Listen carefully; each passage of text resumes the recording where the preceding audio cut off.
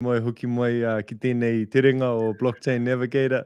Here with my tuakana, Pat MacFie, and we're going to be talking about all sorts of things, decentralisation, how we can engage with Web3, how we can engage in the NFT world, safety, all of these different kaupapa. Engari tuatahi e te tuakana e mihi ana ki a koe, mau I hakawate I a koe I tēnei pō. It's an honour to finally meet you. Kanohi ki te kanohi as such. Been seeing crack up, hey, like first time you meet somebody face to face, it's just like this, like never talked before this. Yeah, but let's go straight in, let's go straight in. But really appreciate you making the time at the tuakana. I know you've got many kaupapa on the roll. Manaaki U, like that's something that I definitely want to hear a little bit more about, plus all those other sort of smaller kaupapa coming out of it and the way that you're supporting our communities. It's awesome, bro. So tēnei te mihi ki a koe. Ki wā tātou kaimā taki. If you haven't seen the bros videos yet, don't sleep. This fellow has been laying down the knowledge, laying down the kōrero for us to really, keep aware and keep awake if we're stepping into this Web3 space. So, bro, to start us off, can you please just give us a little bit of a background, ko wai koe, no hea koe, and kind of like what got you to where you are in this space, engaging in this Web3 world? Cheer, mate. Tēnā koe hoa, tēnā tātou I te whānau, heuri tēnei no Waikato, Ngāti Mahanga Hurua, taku hapu, no whatawhata hau. Kia ora everybody, I'm Pat MacFie. Yeah, wow, good to be here, bro. Thank you for the introduction. Yeah, it's always strange to meet someone for the first time in a situation like this, and then to have a deeper meaningful. But yeah, I'm into it, bro. I'm really into it. A little bit about my background, I guess my professional background and my journey to where I am. Spent the best part of 25 years in media and film and television, and then as the sort of internet came to prominence back in sort of 1995, and I was in production, you saw the convergence of these two technologies of content and the internet. And I sat there, first time that I'd ever been on the internet, I found this hip hop site in America called Peeps International. And it's just text. It was just text, but it was written by people that were sitting in Brooklyn, and I love hip hop music. Yeah. And so, I read this stuff, and I read it like, like a kid plays VR right now. Like, that's how I was taking it in. It was a revelatory moment for me. And at that point in time, I just thought, wow, one day the stuff that we're doing in television is going to end up here. Yeah, and, and within a very few years, you saw the emergence of big platforms like Google and others, and then Google acquired YouTube. And then, that was really the dawn of Web 2. That whole Google, and when it just became about more than text and serving people information, and it became about peer-to-peer connection. That was the dawn of Web 2. And then we saw YouTube emerge as a platform, and then we saw other social media platforms emerge. And, it was cool to be in that space early, and applying what I'd learned in content production to then begin starting my own businesses, making video content for brands and for other things. And it was actually through that, gosh, man, I'm like 12, 13 years ago now, that I first was introduced to a company called Xero. Back then it was a Xero Accounts. Yeah, Xero Accounting. I swear by Xero.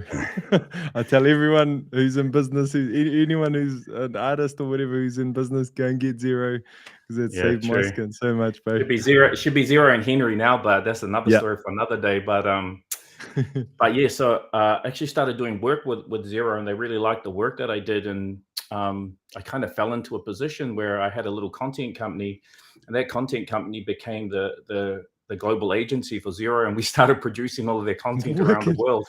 Wicked. That's pretty cool.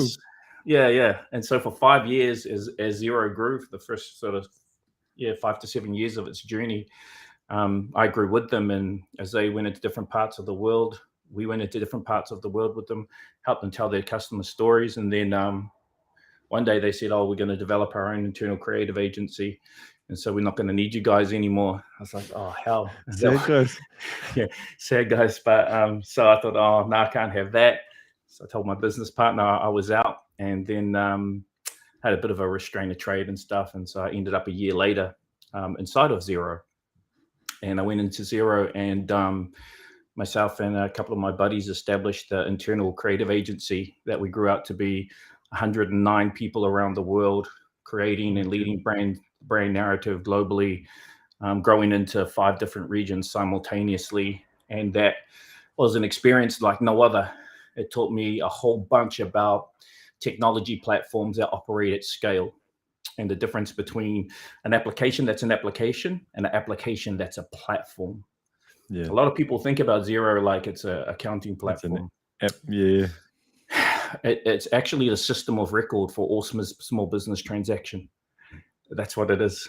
If you think about it, what goes into what it actually is does. a very high percentage of every transaction that goes on in every business that uses it everywhere around the world. And so it is by default the system of record for every transaction of small businesses that operates inside of that. And that gave me an understanding of the importance of platforms and the very fundamental role that they play in the establishment of new waves of technology. So like Xero was right on the forefront of SaaS and cloud-based accounting and all those types of things, right? So I also got the benefit of an incredible education. It's kind of like the University of Xero, where I had time, because we're such big clients of the biggest platforms in the world. I got to go and hang out in Google and YouTube and Facebook in the US and all around the world, and learn from those guys and learn about platforms and learn about their approaches to scaling the things that they were doing. And yeah, it was an incredible experience. You can't even pay for that. Yeah, you couldn't pay for that, eh? If you wanted to go out and try and do that, you wouldn't be able to have a course or anything. It's only, mahi a te mahi ka puta ngā hua, eh? Aye, bro. And it was extremely demanding role. I spent a good amount of my time overseas, because we had like teams in 6 regions by the time I left. And it was exciting, and it was awesome to lead a global team. And it's you'll never get that experience with any other company here in Aotearoa. But young family growing up, and realized I was missing a bit. And also inside of that, I'm also thankful for the affinity that my time at Xero helped me grow for small businesses, and an understanding that a small business isn't just a business. It's like mana motuhake, eh? Yeah. It's like you putting a stake in the ground for you want to live your life on your terms and do things your way, and it's outside of the traditional system. And as we talk about decentralisation and systems, and operating outside of the system, and like people that want to start their own business so they can just live life on their terms. Having that experience with Xero led me to that point where it was dope to be in a corporate where we had millions of customers. I was learning some incredible stuff, but I wanted to take that experience and make it real for my whānau, for my people, and really get down to the coalface of it. Because when you think about, if we get into the conversation about equity and inequality, and starting with less and in deficit, small business is an incredible mechanism to be able to hack that system. And that's what my whole life is about. It's about the system rolled us. The system will persist. The system has persisted through countless iterations of government, political parties, wars, doesn't matter what mask it's wearing. It's still the same. Persists. Yeah. And now people are still on the wrong side of a lot of statistics, right? And so my movement and the mahi that my team and I are doing now, with Manaaki and with some of the programs that we're running, some of the work that we're doing with our partners, government and corporate partners, is all about self-determination, really, bro. Massive. It's all about an understanding that the system will persist, and it will persist in keeping us in deficit. And the only way to break that is to hack that, Mm. to hack that system. And so we've started doing that. We've started doing that with Manaaki. We've got a number of programs that we're running. We run 3 cohorts now of a program called the Digital Doers Academy, which takes job seekers, people that are currently on the benefit, and puts them into a super intense 12-week curriculum, digital curriculum. That is what we think that anybody needs to know about digital for business. Yeah. And that at the end of it, I don't care who you are and what your background is. You can be one of my cousins that's a gang member. You can be a smart dude from university. You can be a corporate entering back into the workforce after being laid off because of COVID. But you will have this level of capability to walk into any business and be the general digital, the general digital person that business needs. And so that is that program is going really, really well. And what's cool about it is that we don't just put people through education. As soon as they finish, we put them into paid internships. Yeah, and currently we have about a 50% conversion rate on the latest cohort of people that have started the course. We had 100, and now there's 50 in work after the internship. It's massive rates, bro. It's massive rates. It's pretty good, bro. It's pretty good. But the thing is, like, a couple of things going on there, right? Very practically, our people are overrepresented on the wrong side of the digital divide. That's because of access, that's because of understanding, that's because of education. But this program systematically, I don't care where you started, at the end of the 12 weeks, you are across the digital divide. So you're no longer on the wrong side. Systematic, just run the process, you're there. But then we get you into an internship. And then that internship converts into employment. And, typically somebody that is, an individual and receive an unemployment benefit on about $28,000 a year. Well, the people that are going into jobs, they're picking up entry-level jobs of about $58,000 a year. Wicked. So they're going into entry-level jobs, but this is not any entry-level job. This is an entry-level job in a future-relevant industry. This is in the industry of the future, not in the present or past industry. Yeah, they're not going to get phased out. Phased out, or that job's no longer relevant. These are actually jobs that are going to kind of propel you forward into what's coming in.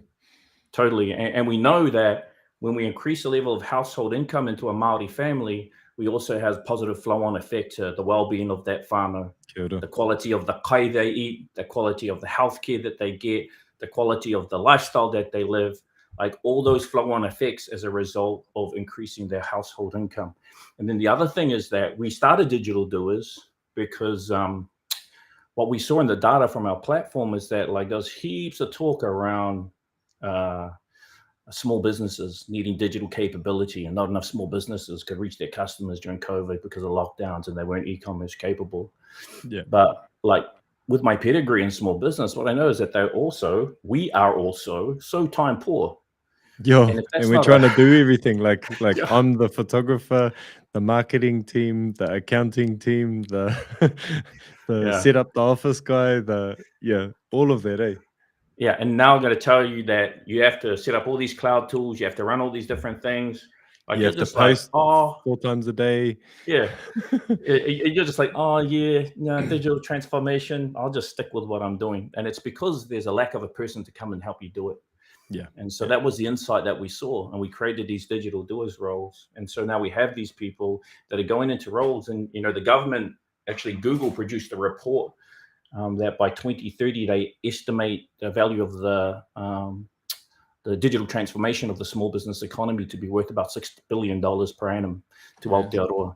Yeah. And so if you don't have an implementer, then you don't have any digital transformation, bro. Yeah, and you don't have any piece of that pie. And so if you look at it, number one, we're taking people off the benefit and getting them across the digital divide, getting them paid twice as much as what they were getting. Some people on 6 figures coming off of this program as well, bro, which is mean. And then those people are leading the digital transformation. Yeah. To me, that equals Māori leading the digital transformation of the small business economy. Oh, man. And so that is like a total 20-week program where we've collapsed the value chain on what used to be a 3-year freaking degree to get you into a job that's paying the same that you're going to get after 3 months as you would have got after 3 years, and you're leading the digital transformation. And so, like, when we talk about how can we hack the system, how can we, so that, like, just one example. Right, but so that's my life. That's what it's about, bro. I can totally hear that, and hear that passion, that fire inside you to really help our people, because like you said, man, just money aside, even just the ability to move into a job like this increases that self-esteem, increases that self-belief. It means that your kids will see you, oh, mama or papa's doing this job, I could do that job as well, like. So there's way more to the bottom line than just the cash. But the cash itself also helps in all these different ways. One of the you can't be it if you can't see it, bro.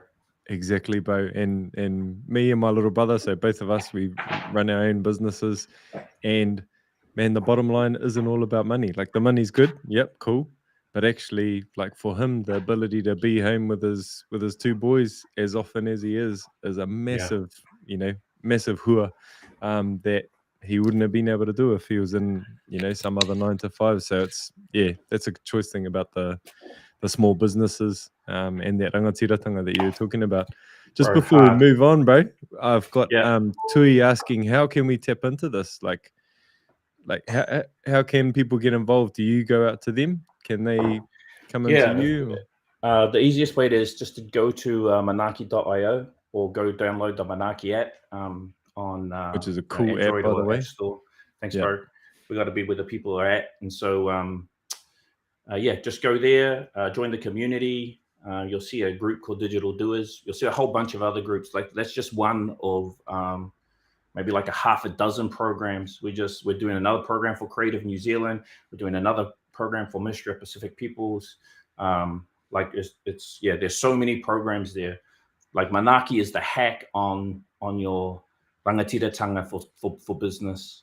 That's the hack. That's what we want it to be. So that's where you go check it out. And then we put out a call. The next call is Digital Doers. I don't think we'll start again until about August, September, mainly because it's growing so big, bro, that it has to go to official tender now, even though we created it.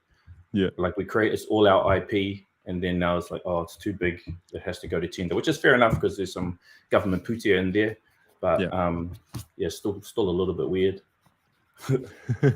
One of those things, centralized, decentralized, all of these sorts of conversations that are part of it, 100, bro, 100.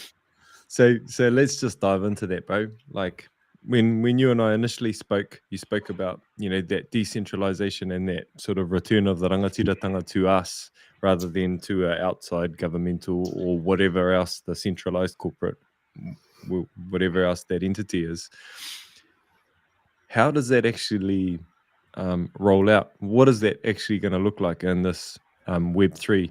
Like, you talked about Web 1, how that worked, basically pages with text and a few images. Web 2, we start getting connecting to each other and, connecting all around the world with different types of content. How does Web 3 differ? Like, for those of us that don't really understand, like, I've got an idea, but like, how would you describe Web 3 and how does that decentralization work for us on the ground? Yeah, I think you got to really understand what Web 2 is, then you can understand what Web 3 is. Let's go. And so Web 2 is the social era of the internet, and it's about us being able to connect to each other. But it's centralized because it takes place on someone else's platform.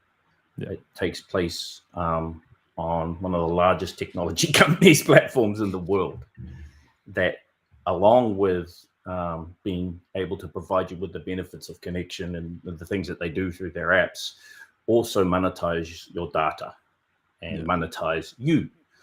And so when you think about it, you and I are the products of Web 2. We're the thing that they're selling. You, me, the stream, the fact that it's being restreamed onto other platforms. Like, right now, we're making the money. Our kōrero is making the money. The post and the lead up to this kōrero is making them money. It's all centralized. And look, that's been the predominant model for all economies since probably the dawn of the industrial age or whatever, right? It's that somebody has the control and they control the flow of information, they control the flow of data, they control the flow of money, they design and implement the systems based on what it is that they want. And that's what Web 2 is in a digital format. And a lot of us think that actually we're controlling the information that's going out there. We're in control of that. But actually, once you see algorithms and whose information is put up in priority, whose information is pushed down, like all of those sorts of things, you realize actually we're not that much in control, and it is, you know, this centralized sort of system that's running it, eh? Yeah, the greatest trick they played on us was that they made us believe that we had control. That's the trick. That's the, excuse my language, but that's the mindfuck that they played on us. Yeah. That they made us believe that we have control. And, you know, they speak to some very base things inside of our human nature that makes us feel like we have control. You know, the desire to be seen, the desire to look important, the desire to get more likes, the desire, like all of that, you know, all those dopamine hits that they're hitting us with. Every time you get a ding or a heart. Yeah. We say, like, you know, go check out my Instagram. That ain't my Instagram. That's Instagram's Instagram. My account is Instagram's account. It's not my account. I'm just using their tool, chucking all my stuff up, and they're using it, right? And they're monetizing it. And so we are the product. And like what we need to be awake to is that, like, we don't actually have any control. Our control is to decouple, is to de-link, is to step away from all of that stuff. And you know, few of us are brave enough to do that, and we justify that through whatever reason we want to, that the work we're doing is important or whatever it is. But you know, it's very hard. It's a very hard thing to do now. And so I think that's what people need to understand about Web 2. What's exciting about Web 3 is that, number one, if you're old like me, you got to see the pattern that Web 2 ran. You got to see how Web 2 emerged. You got to see how all those platforms like Zero, like Facebook, ran from day one to today. And if you think about 2004 as the dawn of Web 2, and then the preceding years, what is it, 18 years now? The 18 years that happened post that is the age of Web 2. And that 2021 was the dawn of Web 3. All the answers for us and how we can participate in Web 3 are actually in the patterns that emerged over Web 2. And all the plays that you see running now, the big platforms that are happening inside of Web 3, are straight out of the Web 2 playbook, you know? And so, but the great difference is, and why I'm so pumped about Web 3 is that it exists on a decentralized blockchain. It's no longer existing on Facebook's platform. It exists in this chain that is like this human legit check that we all do to validate that all this stuff is pono, that nobody's mucking around with it, that all those safety checks and all those anti-tampering checks that the centralized system says that it does on our behalf, and the way that it manages to start on the behalf, but who actually knows, is actually run by a network of humans. You know, there's people there. There's people that are on the blockchain whose machines are doing that work to validate whatever it is, the data, whatever it is that exists on the blockchain, independent of massive systems like Facebook actually having their data centers. I don't even, have you been to any of those big data, like Amazon data center? No, bro, tell us. Bro, it's just like some Matrix shit. It's just like just the hugest warehouses you ever seen, just full of servers. Like, you know, and they're all storing our information, listening to our the whole thing. Like 50 Eden Parks just full of data servers, bro. It's crazy. It's crazy. And so that's what Web 2 is. But now that system has become distributed about a whole bunch of independent, a peer-to-peer network of people that are doing that work, systems that are doing that work. That means that there's no longer that centralization of power, right? Yeah. And that is just like, also, if one computer goes down, it's all right because it's verified on all the others. If a absolutely, centralized server goes down, that whole platform, that whole system is done. You know, like those times, or whether that's what happened or not, but when Facebook went down or when Twitter went down at different times, that's that centralized server. But if this is blockchain, even if half of the computers on that side of the planet all go down, the other half yeah, on this side of the planet will yeah, hold pick it up. all of that information, pick it up, and we'll be able to continue with it. Yeah, and that is that new system replacing that Web 2 system, and then what that enables is what I'm excited about, right? Because like it's I was too young when Web 2 came around to take advantage. I didn't have enough experience. I was too young. I didn't have enough money. I didn't have enough networks. I didn't have enough resources to participate in Web 2 to be able to take full advantage of the Web 2 opportunity. Because when Web 2 was birthed, it was like green fields, bro. Yeah. It's like an even playing field. Yeah. And so now Web 3 is here. It's even. The playing field we're starting is flat. again. Yeah. We're starting again, bro. It's like a quick reset. Issue though, lots of issues. But one of the issues is that it's moving so fast. Yeah. It's moving so fast. And so when we think about the opportunities for us as Māori inside of Web3, we need to think like that platform think that I was talking about. Yeah. Like at that very fundamental platform level of how we want to participate inside of the Web3 space. In my world, it's about addressing the inequality, right? Yeah, massive. That exists. And so how can we utilize Web3 to address some of the inequality, particularly, and for me, in my mahi, and in and around the world of small business. Yeah. And because small business is that rangatiratanga, is that self-determination.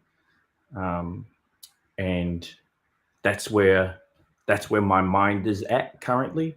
That's where I'm angling all my business, all my resource, all my putia, all my energy into that, because for me, it's a once in a lifetime opportunity, and I'm not going to let it slip. And I'm going to take everything that I've got and I'm going to throw everything at it to try and lay a foundation of the systemic shit that I want to change while I have a chance. Yeah. So this is like an all in.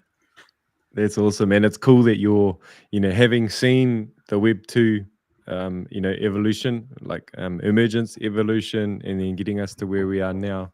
Now you're in a place where you understand a lot of how it's going, and then you can engage with it that way. One of the things that I'm really pumped about is that we have this opportunity, like you said, it's this playing field where we can be early adopters. Now, early adopters, as an idea, as a concept, bro, I'd love to hear your take on it. Like, so our whānau can really understand what difference does it make if you're an early adopter. Why would you want to be an early adopter, especially in this Web3? Yeah. Yeah, that's an interesting one actually, bro, because I think we need a waka full of early adopters, but we don't want all our people to be early adopters, because early adopter is also pain, bleeding edge. Guinea pig. Bro. You got to be able to ride with the failures, and you got to be able to take the ups and the downs. You got to understand that what you're doing as an early adopter is paving the way for the early majority. And so I want our people to be the early majority.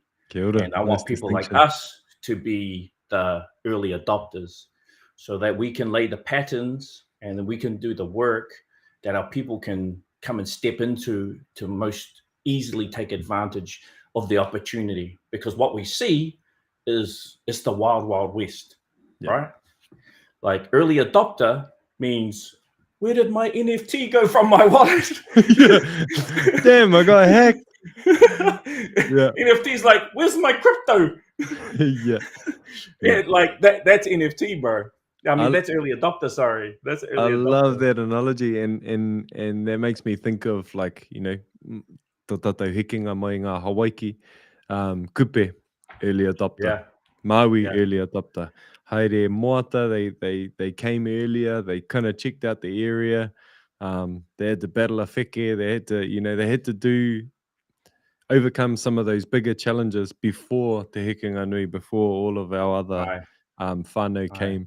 Kupe already had laid foundations. Look for this tohu. When you get to there, you'll know this is the place. yeah, That's the equivalent of one of us going, okay, now you need a MetaMask. Once you got the MetaMask, then you go to over here to Easy Crypto and you can buy your la, those sorts of tohu yeah, that Kupe laid down, that Maui laid down, that our tupuna laid down for us, are those early adopter moves. They went on those hard voyages. They were hungry for ages until they found the place where the kai was. They yeah, were thirsty until they found, oh, there's the spring. yeah, That's where you get your water from. And then the early majority, I really like that distinction, babe. The early majority are the ones who were able to come, okay, we already know that's where the fresh water is. This is where the yeah, kai is. This is the safe place where we can set up our kāinga. yeah. And, because I've been kind of grouping them all in one, eh? The way I've been thinking about it has been like, didn't have that distinction. Like, I wanted us to be the early adopters, because I also know early adopters and early majority, we're the ones who get all the gain. Yeah, It's a little bit harder at the start when you first get to your new Hawaii. It's a little bit harder, but actually you get to reap all the rewards rather than being late and being the last guy. There's that whakatauki e āmua kai āmuri kai huare that I love from Wharehuia. He was the one who told me that. If you go early, then you'll get a good feed of kai. If you go late to the whare kai, then you can just chew on your own spit. Like, you're not going to get any food. Yeah. So yeah. I like, love that's that, a bro. real cool distinction, bro. Yeah, the early adopters go before us, for us, and they pay the price for all of us, and that's they set that up for us to come in, because like, it's all right to not be the early adopter, you just don't want to be the laggard, right? And the laggard is the other end. But like, I don't believe that we purposely ever want to be laggards. It's just the inequality and the deficit from which we're operating has forced us to start later. It's even evident in our businesses, to tell you the truth, bro. Yo. Like, you see so many of non-Māori Pākehā small businesses, from day dot, they're more well funded than Māori businesses. Yeah. Because they've got that generational family land, or they've stacked up some assets, and their parents go and get a loan for them to start their business, and they're off and they go buy some couple of $1 million manufacturing machines, and they create some process line, production lines, and all of a sudden they've got, they can get all the access to the stuff that they need. Yeah. But for us, you see so many of us, we create businesses off our services, off our skills, off our wits, because the unfortunate truth of the matter is that a very small number of us have the ability to access the same types of capital that that Pākehā have access to, just like this. Yeah. And again, that's about the system. That's about the credit rating system. That's about the that's banking even about system. going into a bank. Whānau Māori or Whānau Pākehā go into a bank. Who do you think's going to get instant approval for a loan, even if they make the same amount of money, even if they have similar it's those sorts of things. The system, there's racism in the system, absolutely. That's what we're saying, eh? And so we see that already. And so, like, I look at the data, and it doesn't make me happy, but I was like, so many Māori and also our Pacifica cousins as well, their businesses are mostly service orientated. you know, and there's these trends of the types of things that are popular at different stages at different times. A whole bunch of people starting clothing labels, whole bunch of like, because it's a low barrier to entry, low capital entry point, because we don't have the same access to funds. But what's different now with Web3 and the arrival of Web3 is that, and it's part of the reason probably that so many of our whānau have gravitated just towards some of these early NFT mints, is because like they get a sense, oh, there's something here. Yeah. And for some of them, oh, hang on, this sounds a bit like those multi-level marketing schemes that my cousins try to get me involved in. And some of them are, to be honest, some of them are. Yeah, and some of them are. But we have a sense of it. We understand that fundamentally things have changed. We see that there are good opportunities here, and we're diving in, and that makes me happy and that makes me sad, because that speaks to the lack that we have in our lives, and with the opportunity that we see that we want for our lives as well. And so, you know, that's why I'm just all about that. Do your own research. And like, I wish we could educate everybody, and we have a program we can talk about later that we're going to launch shortly to help with that. Okay. But like, it's like right now, it's the oldest saying in the book, but knowledge is power.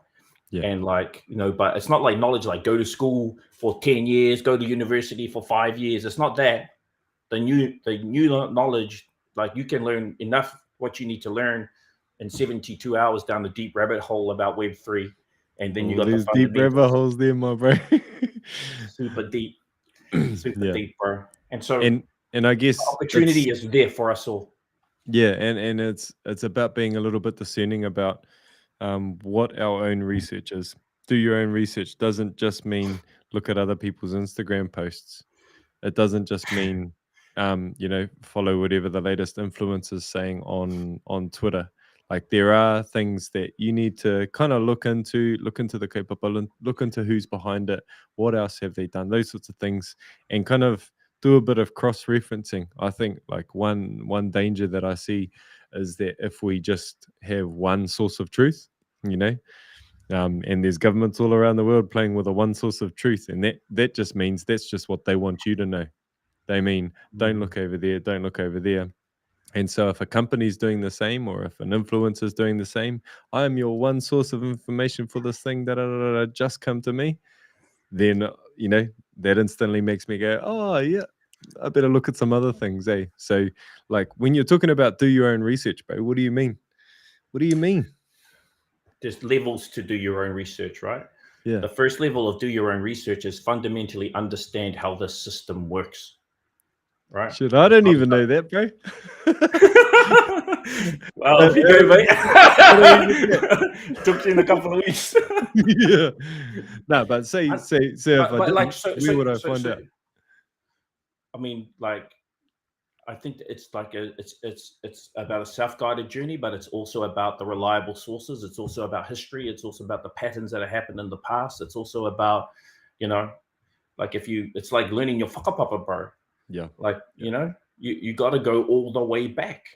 Got to go all the way back to the advent of the blockchain and the advent of crypto, and understand what these things mean and how these technologies work, and understand, I think importantly, first fundamental thing you need to get understanding of is what the underlying technology is enabling in a practical sense, through these NFTs, through this next stage of technology, through VR, through the metaverse, whatever.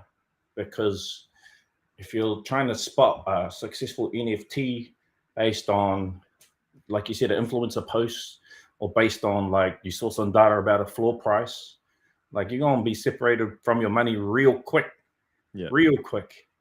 And so I think the first thing is to understand the role that this technology plays in creating value. And if you can understand that thing, then you can begin to understand why you should invest in one project as opposed to another project. I started spending my money in crypto because crypto it's made more sense to me, because it wasn't speculative like NFTs are speculative, and that it's liquid. If I have 5 ETH, I can go get my ETH and I can swap it for cash. Yeah, it's fungible. And yeah, it's fungible. Yeah. But if I've got an NFT and I paid 1 ETH floor price, I can't just go and cash my NFT for 1 ETH and flip it into cash. I have to find somebody that has an equal value perspective about the value of that NFT to pay me that 1 ETH, then I can get my money. Yeah. And so I really like the liquidity that's inherent in crypto over NFTs. And I like like you, that a bro, whole lot more. when like so I was having a yarn with Richie Mills. Richie loves likes JPEGs. Yeah. Go Yeah. and check him out. Awesome as Kōrero, awesome looking into different projects. Hono. He's the one who got me into Oh, yeah. NFTs. As a photographer, I was like in the lockdown. I lost a whole lot of jobs. You know, everything was just cancel. And then I was like, shit, we got to find some other way of paying the rent. So I heard about this NFT thing and I'd seen what he had done. And I was like, oh, yeah, nah, sweet, I'll have a look at that. So me and him had a bit of a wānanga. We had a bit of a deep dive and yeah, he gave me all sorts of good things to think about. And so straight away, I went into, okay, let's set up an OpenSea. Let's mint a couple of NFTs. And we managed to sell a few of my photos. I was like, choice, man. But then I was like, shit, I don't understand the ecosystem that this is built on. So I went on my own rabbit hole, like you said, went into learning about cryptocurrencies. And I'm lucky I had a couple of tuakana in the space. One of my bros, Zane, from overseas, the Crow Nation. Yeah. I did a lot of learning with him and some of his bros. Anonymous back here. Yeah, a few of the bros around here. And sort of they kind of pointed me, okay, here's areas to look at, here's things to learn from. And it was like you said, that's what built my foundation. That's how I understand kind of what is a blockchain, how does a blockchain work, how do cryptocurrencies work. And I still, like, I'm no expert on anything. I still don't know what how to read tokenomics or how to, like those sorts of things. I'm still really fresh in this space, but I guess that's what I'm trying to do with these is, these blockchain navigator yarns is to have these conversations so we can all kind of learn together.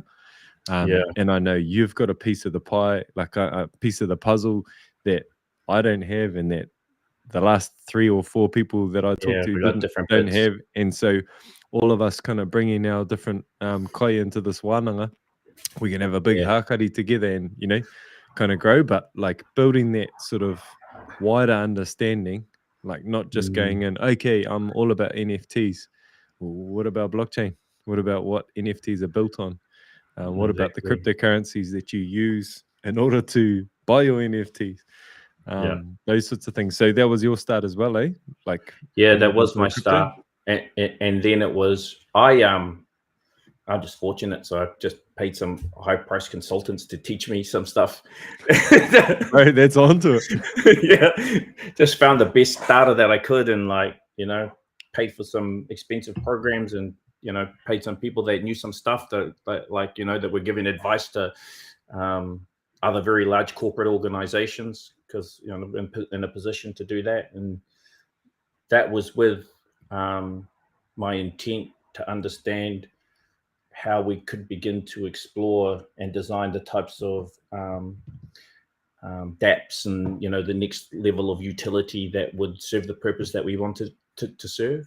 And so that was me. And then NFTs were kind of the natural progression, but like, I don't know, bro, when I started, I must have had I think the most I had was maybe I was in like 120 discords or something. Yeah, which is mental. Like, and I'm just Discords are awesome, but actually really overwhelming at the same time. And the amount of information, there's also the information in between all the noise. Like, there's so much noise in a lot of Discords, especially for projects where you have to grind to get on the whitelist. That culture of you got to grind to get on the whitelist creates a whole lot of noise. People that are pretending to be active until they get on the whitelist or not. or After people like me that are paying people to grind for me. Yeah. Well, that's a whole nother thing. But then if you're trying to learn in that space and there's a whole lot of grinding going on, Yeah. how do you actually pull out the real information? That's Which is where, why like, that's why I was in so many Discords, bro. yeah. You know. So how did you But do it? there's- Because that's overwhelming, eh? I kind of just a bit of a geek, to be honest, bro. Yeah, I just love to nerd out on that Hidden stuff. talents, Like bro. just data and patterns, I love, bro. Yeah. And even the grinding, like I love it. I know Cool. it creates something, but I understand what it creates, and I'm going to use it. And I look at it, and I look at it as an example of human behavior and gamification. And I look at it at what's motivating people. And it always kind of baffled me early on that, you know, a server could have 150,000 people in it, and potentially, you know, there's 100,000 people in there that are willing to drop $3,000 on an NFT. Huge, That eh? like a property that didn't even exist, like a thing that didn't really even exist a year ago. And those people are all new to it. And I was like, where have all these people been hanging out with all of this money ready to drop it? And so I just look at that and I go, and so there's just a lot of learning, bro. And then once you establish, like, I think there's maybe 8 or 9 base patterns that I've seen across like hundreds of Discords that they just all follow. What's the pattern? Like you said, like so there's the grind pattern. Yeah. There's some really interesting new patterns that came in the dip, bro. Yeah. When you know, we went from this time when mints were completely selling out to all of a sudden, like from March the 7th or March the 8th, no one's selling out anymore. Yeah. And then all of a sudden you had all these collections, and I just saw them in my IC tools, like all these collections, 10,000 only minted 3,000, 5,000 only minted XYZ number. And it forced all of these people to deal with a different situation that they'd never dealt with and never foresaw themselves dealing with before. Yeah. And like 'Cause how when you they mint out, responded. yeah, when you mint out, then the demand for any, you know, you get that quick flip ability. Yeah. If you don't Yeah. mint out, that's completely taken off the table, eh? I Yeah. mean, you And get it's like, some, but why would I buy your flip when I can just go and mint it for 1.3 and you're trying to or sell it less for than the 2? floor price or whatever. Yeah. Yeah. And so there's like, and some people did it well, like some people recovered from it well, some did not, some hoisted the white flag. But it was interesting to see the patterns emerge of how people dealt with that issue, how they used communication and engagement to turn it around, and to actually, the fact that they didn't mint out, use that as a catalyst to motivate their existing community to get behind the project even more. Yeah. Or like people dealing with the reality that they don't have the money to deliver on the roadmap that they said they were going to deliver on. And so how they manage that. And so there's all these, like, there's constantly patterns evolving, bro. And so I'm kind of like a student of as many of those as possible, and just have my little spreadsheet and go, these are the characteristics of this one, these are the characteristics of that one. And then that's kind of like my playbook for Discord that I share with whoever. How do I get on that course, please? Come and join your one. Well, this is what the early adopter mahi is, bro. Yeah. Yeah. This is the early adopter mahi, because Well, I'm it's not looking for like, the water. It's looking for the kai. It's bro, looking for the safe places to live. 100. Yeah, it's like, so this is the pathway to get to the fresh water. You know, that's how you get there. And so, like, that's what I really believe, because our purpose is that, right? Yeah. Is that self-determination for you, your whānau, your hapu, your iwi, through being able to generate that income for your family and your community, and the economy that it supports inside of your community, your city, your town, whatever. And so, yeah, so what we're doing now is systematically, myself, my team, in the NFT space, for the early majority, is systematically mapping out the patterns that we see, so that we can create the program that just goes, okay, whānau, here's like the sum total of everything we know that's a current truth right up till yesterday, the 1st of May. Yeah. And whatever it is. And that's how we can, better equip our family, our people to practically participate. But that is different from the strategic work that we're doing. The strategic work that like that's the educational work to get us ready to be able to go and do the things that we want to do as individuals or as a collective. The strategic work that we're doing inside of our business is about how do we use something like a DAO to address the access to capital issues that Indigenous small businesses have. Yeah. Like, Can you explain a so- DAO for any of our whānau that don't understand? I'll have a go. No, so a DAO is a decentralized autonomous organization. I feel slightly wanky every time I say that because I like saying it. But I know no one really understands what it means, but it sounds good. But yeah, it also sounds wanky.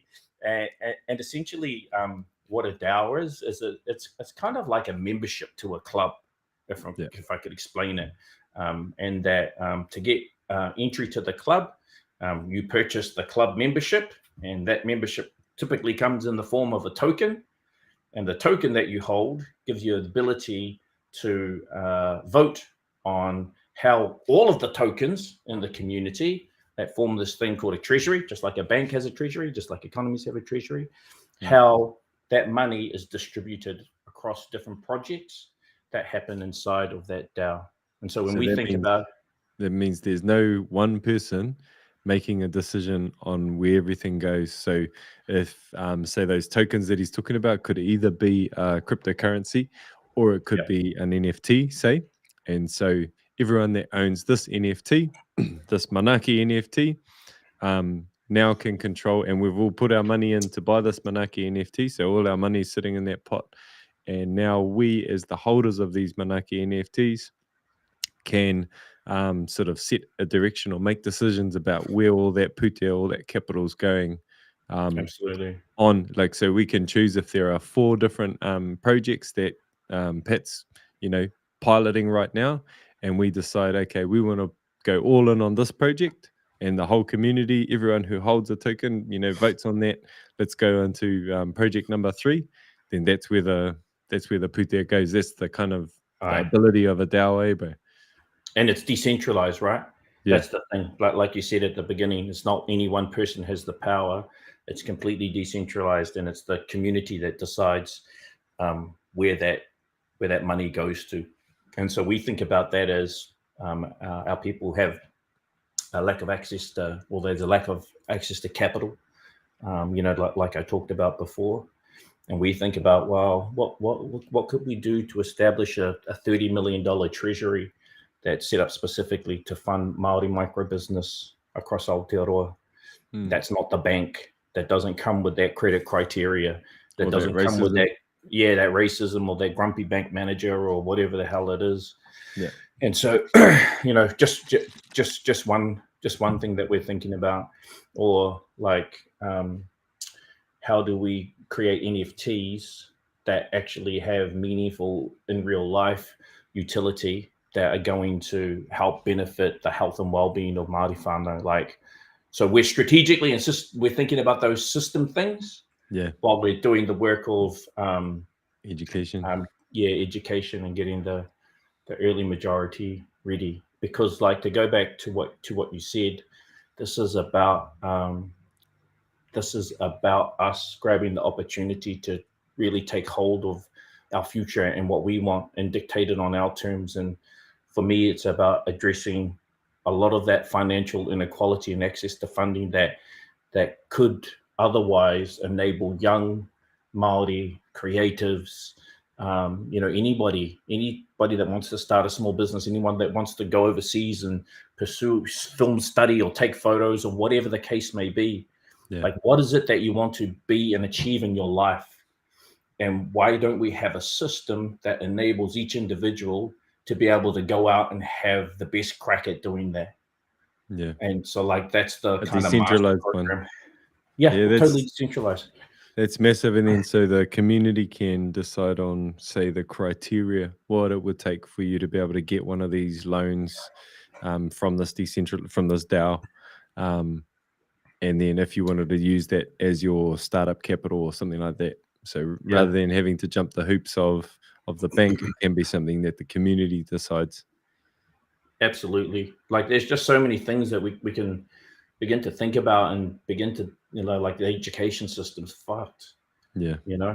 It's And not so teaching like, us for tomorrow, eh? It's teaching us for last year. but like, Last so what century. if every one of our kids, like, early on, we spent a whole bunch of time identifying what their natural gifting, talents, inclinations, proclivities were, and Yeah. that from a certain point in time, when we knew enough about them and their the parents involved in the process, and the child was understanding what the process was, that from that point forward, that they had a design for their life that was Mm. based on who they wanted to be. And there was nobody telling them that they had to fit inside of a system and get educated this way or do this or do that. Like if you want to go play the trombone at the top of the Empire State Building for a living, sounds a little bit whimsical, but like, if that's it, then that's it. Probably a really bad example, but you know what I mean? If we could purposefully design the pathway for each child based on that child's gifting, that's what Yeah, te they whare mau used to do, koroa, bro. te whare Yeah. wānanga, yeah. Back in the day, hey, they'd be Aye. watching the kids, does this kid spend all its time down at the moana, or do they spend all their Yeah. time in the On the mara, mar. or are they Yeah, always yeah. making things, building things? Okay, how do we grow and develop those skills? Learning how to learn, bro. Like Yeah. that's the skill that we really need. Our education system to be teaching is learning how to learn, so that in this world where things are changing so much, knowing, okay, how do I find information? Okay, sweet, now I've got this information. How do I ingest it, look at it, cross-reference it? Does this make sense? Is it, like, does it sit right with me? Does it not sit right with me? How do we have those kind of whakaaro being taught to our kids, so that they can, like you're saying, this example of digital doers, they can go in, they can learn intensive, boom, boom, boom, boom, boom, and then come out, and then they've got a direction. Like with 100. me, going in, okay, so I want to get into NFTs, but first I have to learn about crypto, because otherwise, how does NFTs work? Okay, so I'm going to go and and knowing, I've got my tuakana in the space, people like you, people like Richie, people who I like look up to and value your opinions. I know it's coming from a place of one, education and experience, but two, a good ngako. It's not just what's in it for you. It's actually, okay, we're trying to help our people move together, that collective way. So I'm going, okay, sweet. So that's how I'm looking at information, say, that you're putting out, or that's how I hope that people are looking at information that I'm putting out. I'm not doing it because I'm shilling a project that I'm in and I want to make gain personally for. I do Yeah. want to sell you guys my NFTs at some point. I do want you to support what I'm doing, but that's not what it's all about. It's Yeah, there's a risk that we take a very narrow view of what Web3 is, yeah, right? Because like if you came into this conversation thinking that we're going to be talking about NFTs because NFTs is Web3, well, we've just talked about education, we've just talked about economics, yeah, you know what I mean? yeah. And we've talked Community about building, financial systems, community, learning. so Web3 is not that very narrow view of what you think it's going to be. And like our tupuna did, and they just went out and they like took in everything. Te tai ao, they took in the whole picture. Yeah. Like understand where stuff is going. It's that stage that we're at now, and that's why I'm so excited, bro. Because it's like my boys kaiako down at my boys kura. And I've been talking to him because he's a really smart guy. And we've been talking about how our tamariki just suffered during lockdown because like nobody was ready for online learning. And our kids' schooling just suffered for 2 years. And I felt bad for giving my kids a growling because they're sitting over here, got the Zoom open, got the cameras off, and they're playing on the Fortnite on the computer screen behind. Because that's what school was. But I'm talking to the kaiako at the school, and I'm like, how can we create a metaverse for our kids where that remote learning is actually better than in the classroom? Yeah.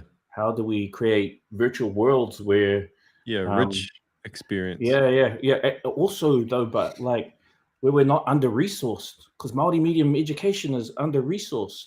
But if you think about the digital world, like in the metaverse, if I want to teach kids music, I only have to create one virtual piano keyboard. That one keyboard, because it's a digital instrument, can exist an infinite amount of times for the cost of one. So why do we have to have a resource shortage in the metaverse? There's no resource shortage. There's nothing. We can have a class that's better than Stanford or Harvard or any of those places for our tamariki and our kura kaupapa. If we build the types of virtual environments and have the types of resources, digital resources that you create once, then the like scarcity of resource becomes a thing of the past. And that begins to address inequality inside of education and access to resources for our tamariki. And so I'm like, whoa, that's the Web3 opportunity. The Web3 opportunity is not like Web2 where the coder was the creator. And the person that wrote code. Web3, the creative is the creator. The person that's going to mold the virtual worlds, that's creating the NFTs. The actual creator is the person that's creating the unit of transaction for Web3, not the coder, not the dude that knows maths and science and computer science. And so that's another massive opportunity because we are naturally creatively inclined. So why can't we just like a generation of kids that learn te reo Māori through kura kaupapa and kohanga reo, why can't we purposefully lead a new generation of our kids that are instilled with the culture and the knowledge and the tikanga and know everything, but then also have this added advantage that they're the creators of the Web3 world. And laying our cultural foundation, going back to what Anonymous said to me, as early adopters, as these kupe going out there, we're the ones that have to lay that cultural foundation, because otherwise all our kids, they are going to end up on Web3. They are going to end up in the metaverse already. Half of them are already there. And so how do we make sure that, our cultural, our tikanga, our ways of being with each other, that kind of collective, everyone looking after each other, because it can be a whole lot of trolls and it can be a whole lot of individualistic people who are just, what's in it for me? So like, how do we create those cultures within the space? And oh man, just hearing what you're saying about, resource shortage, even, we know there's a whole lot of kura that are smaller, that only have a few teachers, and we're already seeing sort of remote learning, or like one kura will have a extra science teacher or something like that. The other kura doesn't have a science teacher, so these two kura are connecting and kind of sharing that teacher. And at the moment it's on Zoom, and at the moment it's through teleconferencing. But what happens when you can go into a metaverse classroom and suddenly, like my experience when I step in there, it's me one-on-one with the teacher, but actually there's heaps of us in there from all over the country, and we're all in there. Those sorts of ways of getting together when we can't get together. Even things like this, like the ability for us to have this yarn now, and there's the people that are watching now, that are listening now, but actually, haere ake nei, people are going to be able to reach into this, grab out what's good for them, grab out the mātauranga that's good for them, and then, take that. So, there's a whole lot more, and that's kind of why I started it. When I started these yarns, it was Wānanga NFT. I quickly noticed and then took out the NFT that it's, this is Blockchain Navigators. These kaupapa are a lot bigger than just selling and buying an NFT. It's actually, how do we engage with it for all of these different areas? Education. I'm going to be talking to someone about whakapapa. How do we hold whakapapa in this space so it's safe, so it's accessible, so it's, so it's cross-referenced, all of those sorts of things. Like the possibilities are massive, eh? They are massive, and we need to take hold of them. We need to do things like this, but we need to make sure that this isn't all we do. Like, we need to follow this up with massive, consistent action to take hold of the things that we want to take hold of. And as early adopters, and this is my wero to every early adopter, who understands the role of kupe inside of the space is that you know, we gotta understand the law of sacrifice. We gotta understand what it's going to cost us, and then we got to pay the price. And in doing that, we've served our purpose. That's my belief anyway. But we need to do stuff, and even if it's little, and even if you're attempting to do huge stuff too. But I think we should never be afraid to give huge things a punt. You know, Yeah. like somebody please listen to this and then go off and create that metaverse for our tamariki. Like go out and do that. Let's not just have a wānanga about it till the cows come in and then some other fella does it. Pākehā fella does it. We never found another Hawaii by sitting on that same island that we were, you know, before. Totally, bro. And there's so many just, you know, our whakapapas, you know, so rich with real great examples of our tupuna that did all those amazing things. And let's fucking breathe it in, bro, and go for it. Yeah, bro. Straight up. So Straight up. You know, in all these infinite possibilities and stuff, where are the spaces, you know, because I'm really hearing you and what you're saying about you're seeing patterns. You know, you're watching patterns, you watch patterns develop over Web 2, and you can see what's starting to happen over Web 3. What are some of the areas that you reckon it'd be good for us to kind of put our attention and intention into? You know, like at the moment, the playing field's open and there's a billion possibilities. But what are some areas that you can see as emerging patterns or things that we should kind of start looking out for or start thinking about? Like most Māori, bro, I think that we should begin with our future generations in mind. And so for me, that's about that educational space. And that's probably why about 65% of my resource time and money is going into education programs right now. Okay. And because, I'm not just talking about that stuff, I'm doing that stuff. Yeah. So education definitely first and foremost for our kids. That's the first thing. And then I think about the financial system. And I just think at how disadvantaged we are because of the lack of putia that we have to be able to live a good standard of life, and you know, let alone dream and aspire to do something beyond, go to mahi, come home, look after our tummy, like, you know what I mean?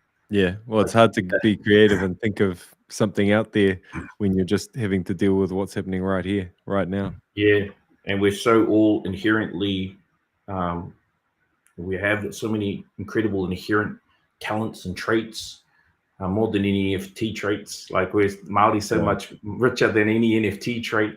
And so I think about, you know, the financial system is a big one for me. And so I think about access to capital and funding for people that are on a small business journey and getting more Māori into small business, like any kind of small business. Yeah. But like, you know, to me, there's just like all of a sudden in the last year, there's probably 10,000 Māori, maybe a bit less, that became NFT traders that weren't before. Like, you know, it's some number like that. So how do we help them win? But also, you know, the bro that's good with his hands and is a really talented chippy, like, you know, how do we get him the access to capital so he can go out and pitch for some of these big jobs where kainga order aren't delivering or something, like, you know what I mean? Yeah. And so, but that's about finance. That's about finance. So I'm really interested in how we create treasury that will enable Māori with aspirations to be in business to get access to the best education, because we just talked about education, the best resources, the best networks, and the money. And the money. Like if we could match the money to the passion and the intent of a Māori entrepreneur. And the abilities, man, huge. But and I think the other real key thing when you're talking about money is that financial literacy, let's have those conversations about money. For ages, money has not been a topic of conversation in Māori households in general, as a generalization, whereas it often is in Pākehā Tauiwi whānau. people talk about money, people talk about how to manage it, like how to understand it. I know, like, coming into this crypto space, bro, it's like, now I know, like, I didn't know fiat money was fiat money. I didn't understand So really Fiat what was a car, a little European yeah, car. exactly. I didn't know what inflation meant really, other than shit's getting more expensive. I didn't understand why and how, and so through going into this world, I'm going, whoa. And that financial education, that financial literacy, like, I really mihi to, like, whānau futures, the hidden figures, some of our totally. whānau out there who are consistently helping with educating our whānau, encouraging, Totally. supporting our whānau, to get off those lay-bys, those afterpays and Buy things now, like pay that. later. Yep. Yeah, Yep. all of that, like, because those are all hooks that have got us stuck. Yeah. But also, and bro, the more that we can, they're also symptomatic of a lack of personal wealth in your life. and that initial capital that you're talking about. And the inequality that has existed in our whānau for generations, that means we've always been in deficit. The reason we don't talk about money, part of it, bro, is because we never had any. Yeah. The And that was people by that are design. talking, and the people that are talking about money because they got plenty of money to think about investment. But when you only got money to buy kai and pay the rent and hope the power stays on, mihi to the bros from No Mai Rā, by the way, winter coming and they're doing incredible mahi. But like, when you only got that money, well, there's no kōrero about investment, bro. The investment is the TAB or the lotto. Yeah, with the hope that you can get ahead of where you currently are right now, eh? Yeah. And so that, and financial, as you say, that financial literacy is incredible kōrero that, I'm ahead to those guys as well, because those are the conversations that we need to, like, those wealth creation and understanding money and how money works. So that's incredibly important. And so if you understand that, and you understand how that system works, you have an opportunity. But then because of who you are and your nationality, your culture, your race, you're still disadvantaged. And that's the part that the access to the capital is the part that needs to fundamentally change. Yeah. That's huge, bro.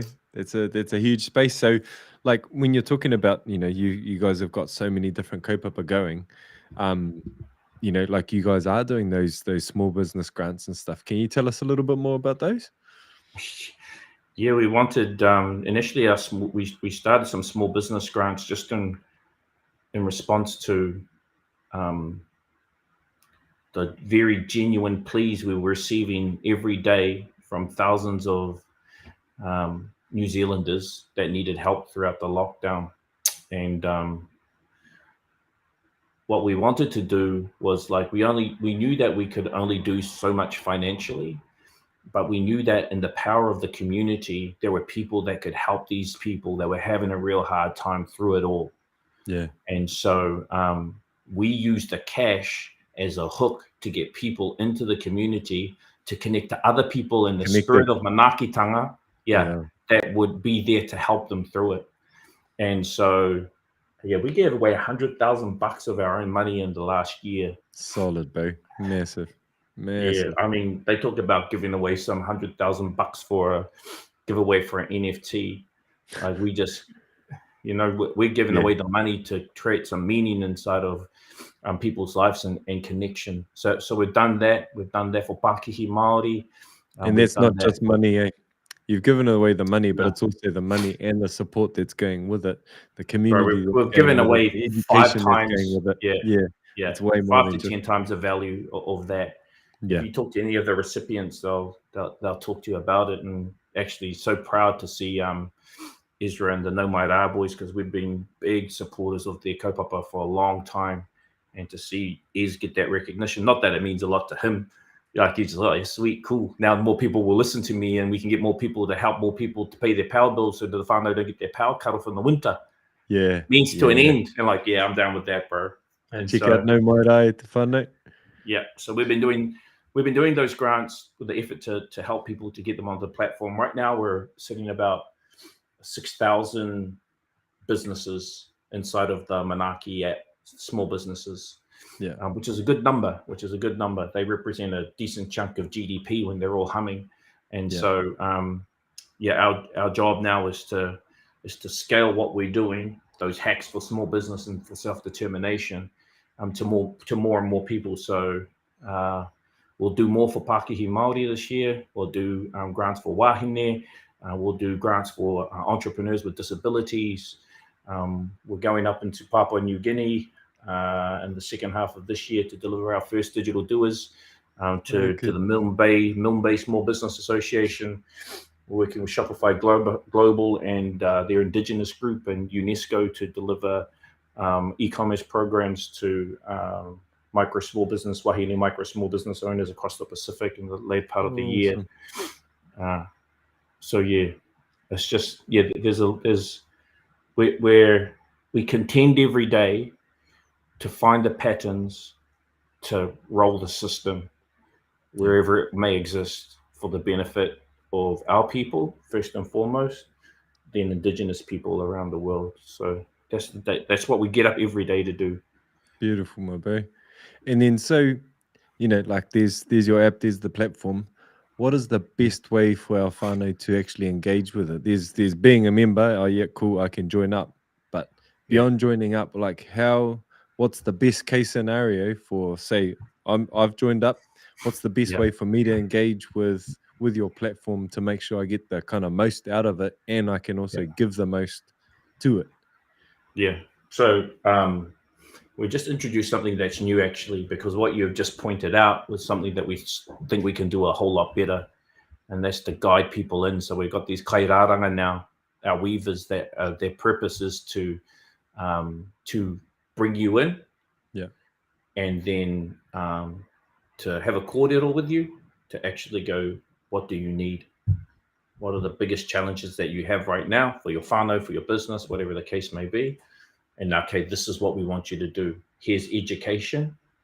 Here's connection. Like you said, you got this issue, this issue, this issue. Here's the expert there, the expert there, the expert there. Go talk to them. And then here's the plan for you personally to be able to keep yourself accountable. We'll keep you accountable to it. And so the best way right now is to jump into the platform and then just come with your kite full of, I need help with this. And actually reach out, not just be lurking, not just be looking, but you'll get it. You'll get a lot through.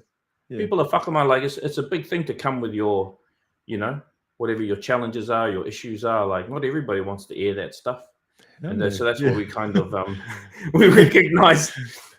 So that's why we got these the community leaders those kairanga to come in and to help you through. And so really highly personalized. We know it's not scalable, but we'll find a way to scale it. If it means we have to hire thousands of people, then that's a good problem. Also tuakana tēnei, like that's something that through all of my mahi, all of my life, but it's actually all of my mahi as well.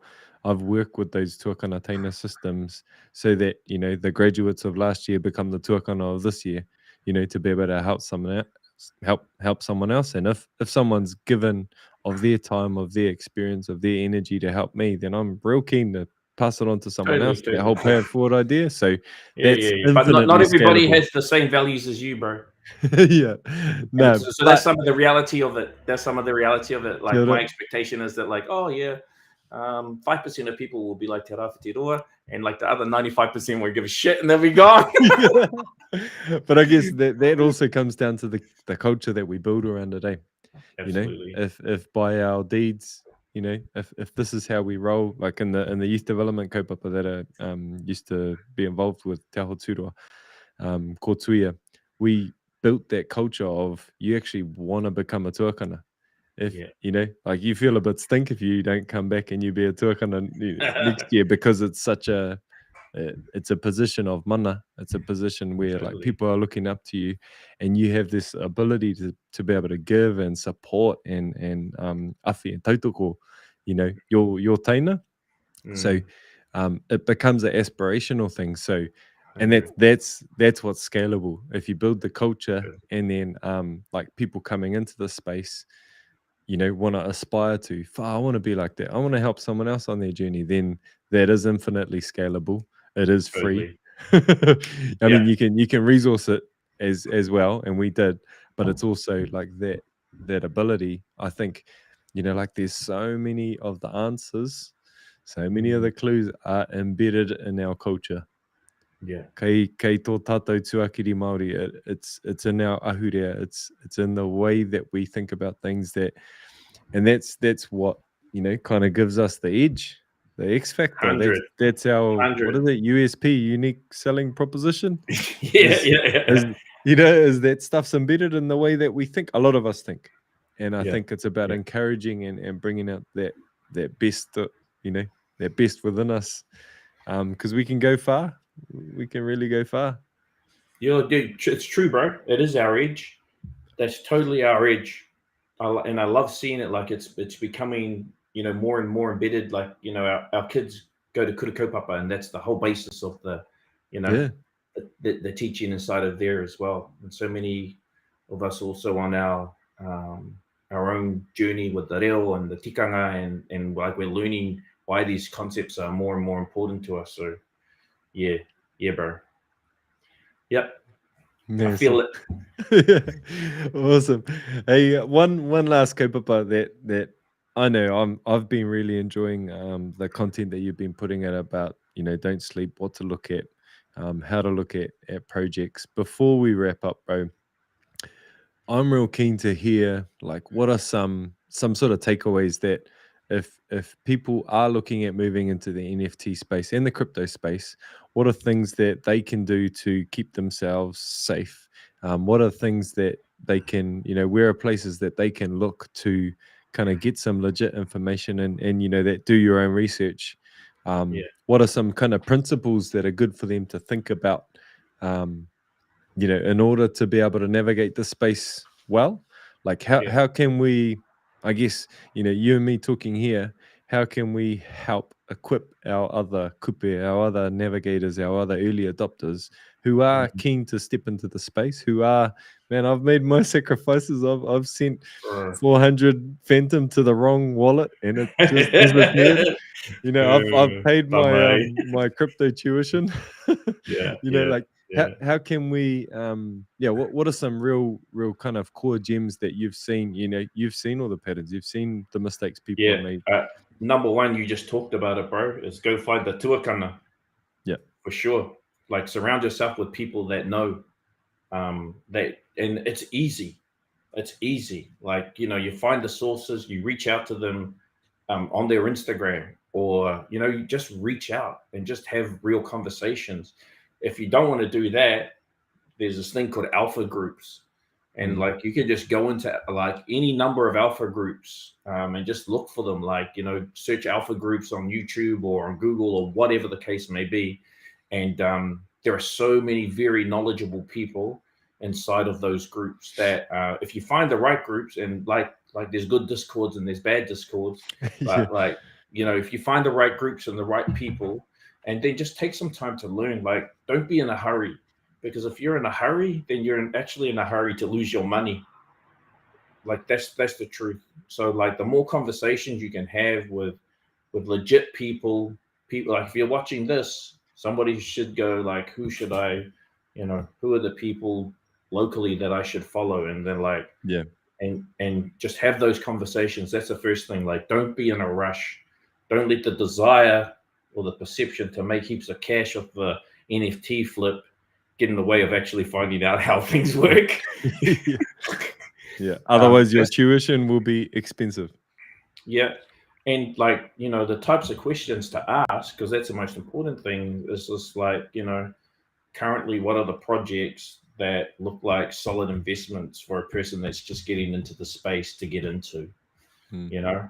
And if you come across a project that you think that would be good for me as a first timer to have a positive experience, and could you please let me know? Like that, it's just those types of questions and that type of engagement. Like you have to engage.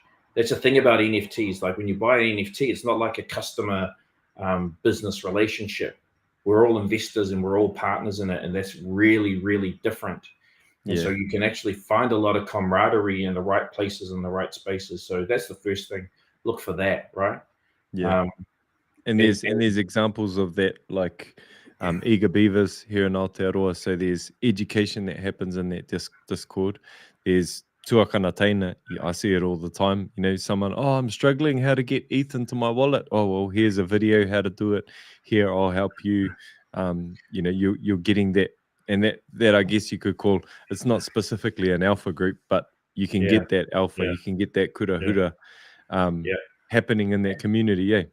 And that's a good example of a pattern of a group that didn't mint out. Yeah.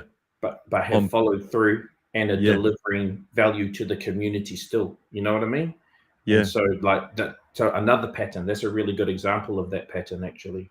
Yeah. So another example of, to me, good values. Like I know with Rāpare, so with Sons of Zion, Kings and Stan Walker, they could have just used their influencer power. Like they could have used their influencer power and just like kind of maxed out on that. But actually I know Rāpare, they made decisions not to, in order to grow the actual the values that their kaupapa is carrying and the work that they wanted to do. So when they didn't mint out, like they could have been like, oh no, we didn't mint out. But actually they were like, no, that's good. We're going to do our mahi. You know, we just delivered $10,000 worth of musical instruments to a couple of kura. That, you know, that's going to carry them on their journey, on their puoro journey going forward. They were able to do the things, like you said, that they put in their roadmap, even without minting out. And now it's a different way of sort of going forward. So it's those sorts of examples, bro? Yeah, it's a really good example, bro. I think there's as you look at the local projects that haven't minted out, like there are a lot of lessons in that as well, right? There are a lot of lessons in that we should pay attention to. Like what? Just like a pattern tells you that you have to have a date and you have to do your mint on this particular date. Like the market is the worst it's ever been. Yeah. And you're going to mint in the middle of it when all you can go is whānau. The market is the worst it's ever been. There's no volume in this market. It would be a real error for us to mint in this market. Is it okay with you guys if we push? Like that's just one simple little pattern that like I've just seen so like hundreds of projects, not just these local ones that haven't minted, but hundreds of that just make that very simple error. Yeah. And so that's the first thing I think is just to get that tuakana teina thing going on. Yeah. And I think that can solve a lot for you. Like, because like do your own research is, in my big opinion, is just like human connection and just like find out from other people what's working, where things are going, you know, make notes, and cross-reference. I think it's totally. like learn from your, and I really value and place high importance on what I hear you say, what I hear Richie say, you know, what I hear Anonymous say, what I hear my tuakana say, but I still don't just go, okay, that's gospel. Yeah, that's totally. it. I still go and check somewhere else. I still look for opposing opinions. I still go and do that sort of thing. So yes, find your tuakana, find those, you know, those people that are giving good information, that have good values or values that align with you. Do that sort of stuff, but also cross-reference. Also look for hard. Yeah, I think that's an important. That's because anybody that's legit is going to tell you that I made heaps of mistakes, and like some of the shit that I'm saying right now might not also be right. So, but that's the truth of it, right? If someone's being legit with you, so I think that's the first thing. And then there's just a whole bunch of trend-based stuff.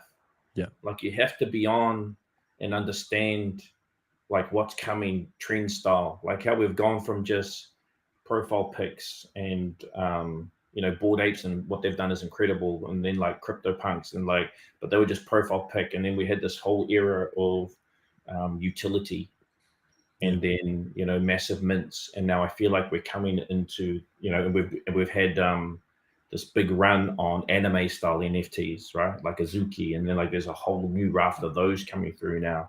And then now you see land with the other side and the metaverse concepts coming to the fore. But then you also see this re-emergence of art and you know, like the bro Mr. G and others that are just like, and Kiriama and like all those other people that are just doing great art. And it's not about like a freaking massive collection. It's about like the merit of this beautiful piece of art that they've created that happens to exist as an NFT.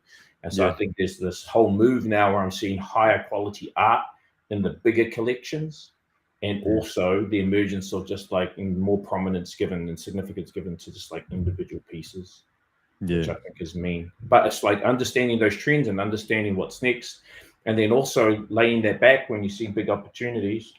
Oh, you lost your webcam, but you're still there. I'm still here, bro.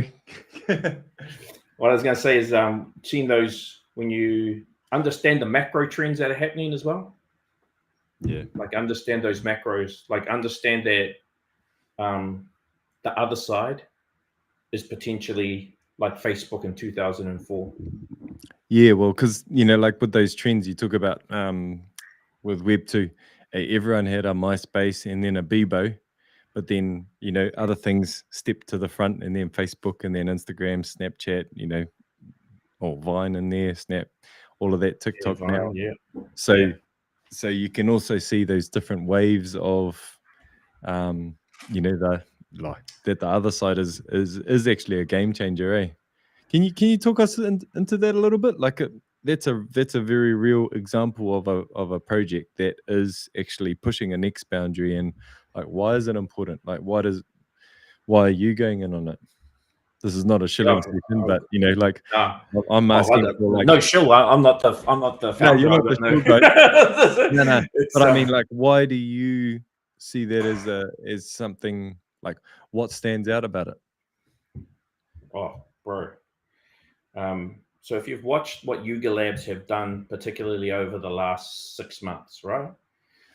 The way that they've built this version of leverage popular culture initially around Bored Apes, and Bored Apes has become a cultural phenomenon, and they've understood the role that collection plays financially and culturally in this emerging Web3 space. And as they see the space emerging, and like you see Decentraland, and you see other land-based propositions coming out, and like knowing that VR is, you know, in the metaverse are like first cousins, right? Yeah. And so like its convergence is coming, and so like these days, like coming, yeah. And so like we live in this day-to-day experience of we're playing what's in front of us. These guys are playing what's 3 to 5 years in front of them. Yeah. And like the strategy that we're seeing today is actually the stuff that they were talking about a year ago, 9 months ago. And that's what we're seeing today. So they're like way out in front of it, right? And what I think that those guys see with the other side, and why they've made the moves that they have, is that they see that the space is going to go past these little profile pics. They see the space is moving into 3D PFPs, right? 3-dimensional images. The interoperability of those 3-dimensional images to go from just being in your wallet to existing in Decentraland to existing in other side is going to become the status quo, that your NFT will go with you into these 3D spaces, into these 3D places. And so with that in mind, they've just gone out and gone, okay, well, we got the biggest play. Now we're going to go buy CryptoPunks. We got the 2 biggest plays. And now actually we own a good chunk of the market. If we roll out a metaverse concept, like everybody's like play to earn games and, you know, come into the burrow. And if we roll out a metaverse concept, we can actually bring ourselves, who are the biggest brands and the other biggest brands, into the metaverse, create a place that we can all participate in, and we will grab the entire metaverse market. Yeah, and that's the interoperability that you're talking about, eh? It's not that you have to buy, say, an ape to exist in ape land or a hedgehog to exist in hedgehog land. You can have your ape, you can have your hedgehog, you can have your eagle, you can have your punk. And it seems so obvious, bro. It seems so obvious. But so many of the first metaverse plays were just like, come into our world, because they were thinking about it like gaming. Yeah. Because so much of that It's 3D like was led from gaming. come into our game. But then like the guys that really understood, like I was talking right at the beginning, the platform play. The platform play is to be the platform where everybody can come play. And we saw Facebook do it with all those Facebook games, Clash of the Clans, Farmville, that created some of the biggest online games in the world at that stage. And so these guys, you know, you talk about patterns, they're just running that pattern. And so they're creating a platform where everybody can play, and it's underpinned by their own currency, which is ApeCoin. Yeah. And so when I look at all those partnerships that they have, when they drop that video and there's like Cryptodes and World of Woman and Shark DAO, CryptoPunks, Mutant Apes, like Meebits, like all of those guys, right? Yeah. And I'm like, holy shit, these guys are making the Facebook of the metaverse. And they're already big. They're already they already own the market. Yeah. And they're already the trendsetters, the taste makers. And they're creating their own currency. We saw like 2 years ago, nearly, when Mark Zuckerberg started talking about Libra, because he wanted to create his own cryptocurrency, right? And if you think about us as the product, and they sell us through advertising, and they create one of the richest and highest turnover technology companies in the entire world, but they do that all with fiat. What he's thinking is, oh my God, what if I had my own currency? Then I have my own global economy. So like ApeCoin is doing it at the beginning. They're doing it from the day one. They're not 10 years, 15 years down the track trying to retrofit it. They're going, oh, we can create the platform to rule the game. And we'll do it with our token. And so when I see that happening, I'm like, this makes a lot of sense to me. This is just very practically, if this is 50% of what it says that it's going to be, this is still, if I hold this much coin, it's still going to be a massive return.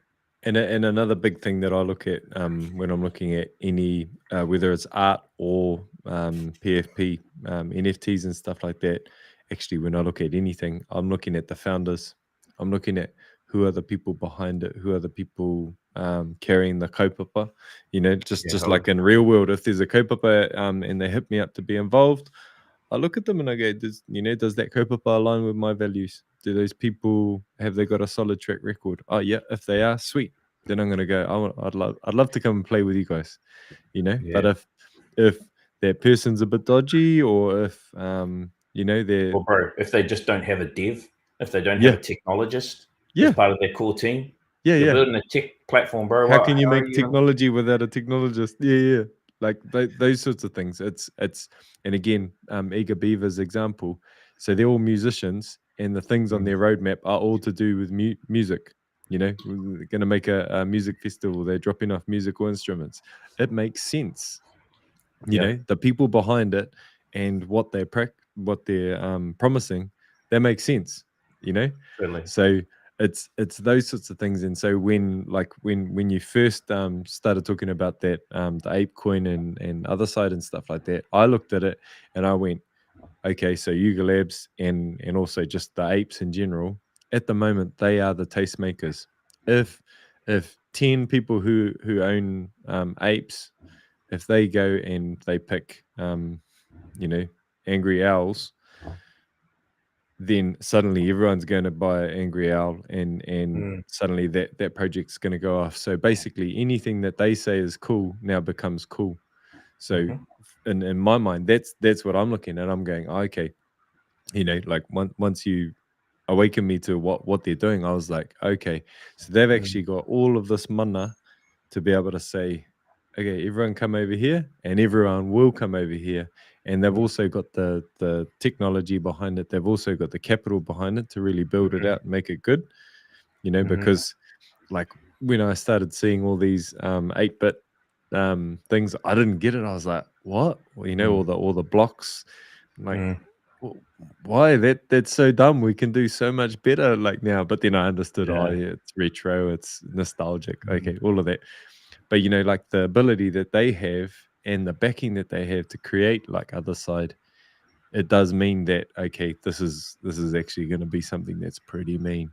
And if we're going to be stepping into the metaverse space, it's going to be here. because who else is there to compete with them at the moment?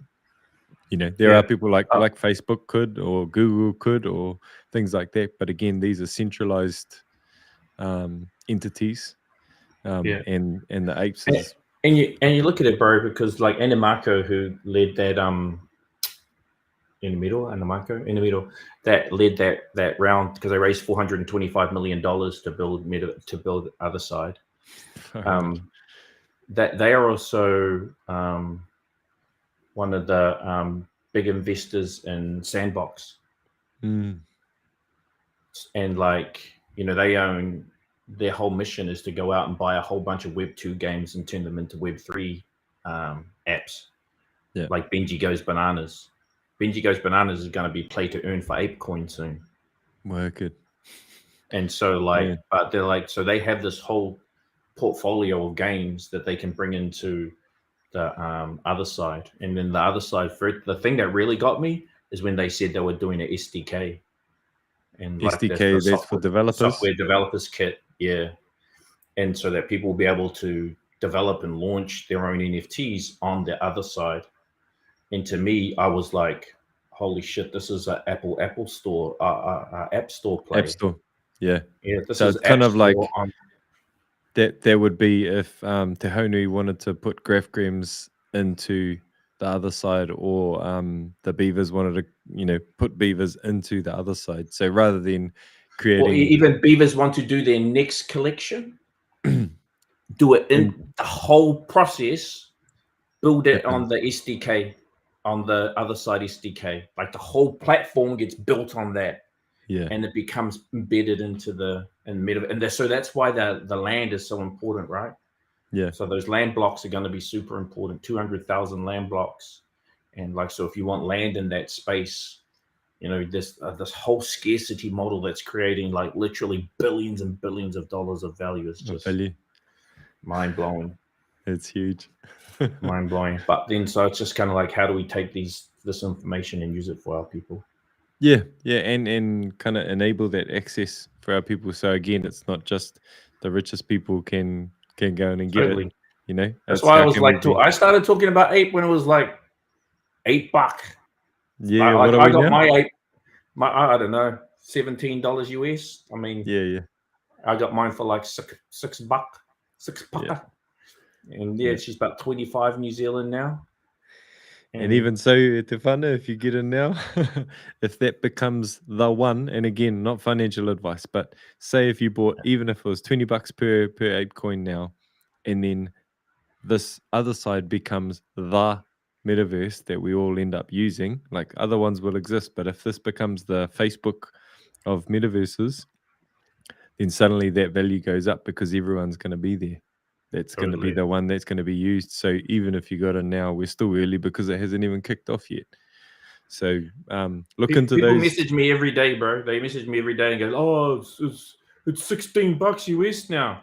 I was like, "Bro, are you gonna care if it is $2,000 in like one day?" Like so was Bitcoin. Exactly. A little while ago, Bitcoin was $16 each, and now it's $50,000 each. So it's a really good point, bro. You made about the team and looking into the team. Because because if people saw Moonbirds over the weekend, did you see that? No, I wasn't in there.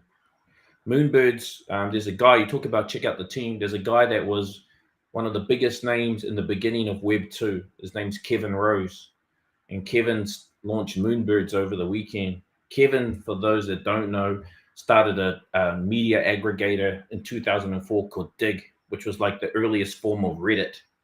Sold that for millions, created another platform called Revision 3 that was like an earlier form of like a video version of Vice, and like had massive credibility. Over the weekend, he launched a collection called Moonbirds, minted a collection. It was 2.5 ETH mint.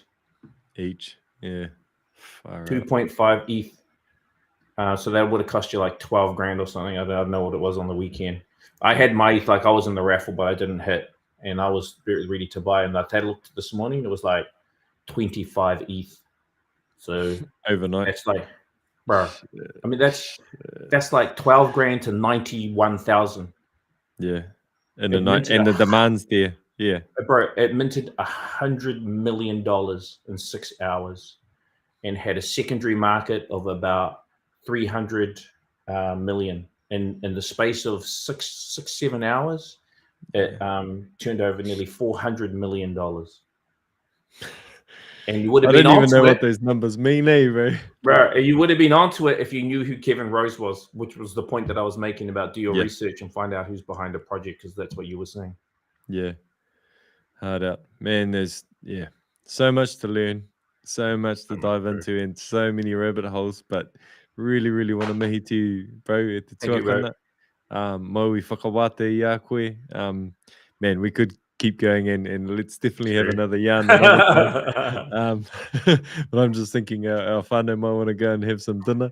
But yeah, tino mihi kaua atu ana ki a koe te tuakana. Moenei kurahura. So here's a little bit of vocab around alpha, kurahura. Like kurahuna is like hidden meanings, hidden metaphors, but when you hura something, you uncover it. You uncover the kura. So kurahura is our whakamaori for the word alpha. Tātai waihere, blockchain. Tātai e waihere. Oh, waihere is the cryptography, connecting all of us, connecting all of these different computers and stuff like that. So yeah, mihi ana ki nei kurahura, ko hurai nei e koe e te tuakana. There's been heaps for us to learn, heaps for our whānau to take back. And yeah, if you've found value in this at te whānau, let your whānau know, let your mates know. Sooner or later, I'm going to get these up as a podcast as well. But like the bro's been talking about, just so many different kaupapa on the go at the moment. We will get there. Really want to mihi to everyone for tuning in tonight, and all of our whānau that tune in later on. Mihi nui ki a koutou. Any last words, my bro? No, thank you, brother. And incredible work that you're doing.